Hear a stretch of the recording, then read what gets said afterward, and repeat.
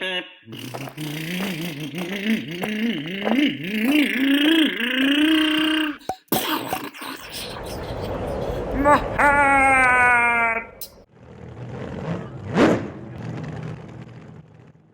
is the final race of the Corona Classic here at Norcal Hobbies.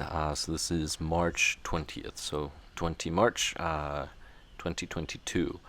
And there's a combination here of different minis, and there's two cars that are just regular 10 scale TCs. So we got grouped up together. This is just, the mini class is a class that we're trying to get started. So that yellow car that's on the top right just disappeared out of the screen. That is a mini m07, which is a front wheel drive car. So the odd numbers are front wheel drive, the even numbers are rear wheel drive. The green Europa body, not that you can tell what type of body, or maybe you can on the camera. So that car that just passed me, and now I'm ahead of it, just crashed. So that green car, that is an m06 rear wheel drive, rear motor, so the motor's behind the axle. And my car is an m08, which is a mid-motor rear-wheel drive car.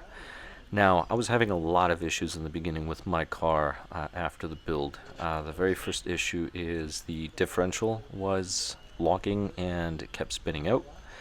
And then finally I just took some of the fluid out. Well, I had to break in the differential, so I held one tire, applied some power, because I could feel it wasn't very smooth. And then that actually smoothed it out a bit, but it would still spin out. So I took the fluid out, and it's actually running shock oil. So I'm running shock oil on it for the differential. So I think this one would probably run just fine with grease in the differential. Now, the other issue that I was having was major bump steer. In the manual, it called for the installation of these spacers in the front, under the front turnbuckles on the outside above the C-hub. I removed those, and the steering, there was no longer any bump steer. So those two changes made some major differences. Even though I did make these errors, I crashed, it is a lot easier to drive, and I'm actually having a lot of fun. The car is super slow. My car is super slow compared to everybody else's, because I'm running an actual gravity spec US GT motor, which is a 21.5 fixed 30-degree timing. I'm not going to be running US GT. Nobody runs that motor here. Everybody runs 21.5 with timing to boot. So no way I could ever keep up, and I never did. So motor went into the mini in the meantime. This is a class that we're kind of playing with, contemplating, so hopefully more people start joining so we can turn this into an actual class. The idea is to have the cars run in blinky mode. So I'm actually just running a just stock Hobbywig ESC. Motor, it would be open timing 21.5. And pinion would also be open. Then again, on this car you can only fit up to a 24. I'm running a 23 on it now, so really pinion's not really a big of an issue. As far as the electronics, they run incredibly cool. That US GT motor doesn't even care, probably doesn't even know the car exists. That's how well it runs. The m08, which is my car, fully dressed the way you're seeing it now, comes in at 1,231 grams. I'm not sure about the other two cars. Now the yellow car, that's my buddy's car. That's the front wheel drive, m07. That one comes closer to 1,300 per my understanding. I would have to ask my friend or just weigh it next time we go out to race. So that's something to consider as well. They do have different driving characteristics.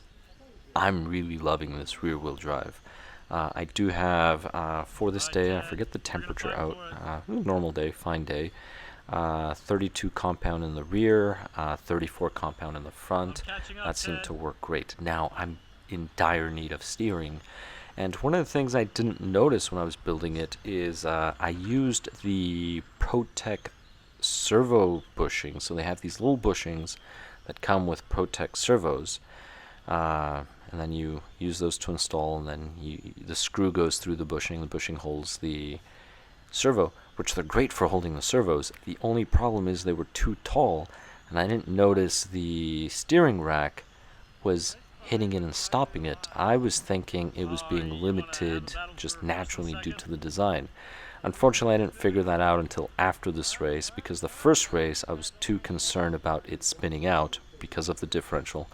Then I fixed the differential, I think the oversteer, I don't remember. Second race there was something else I had to address.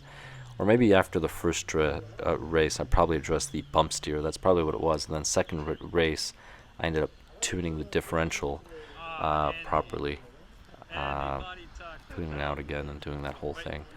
But anyway, that's the end of the race. Incredibly fun. Maybe I'll see some of you out here. Catch you in the next one.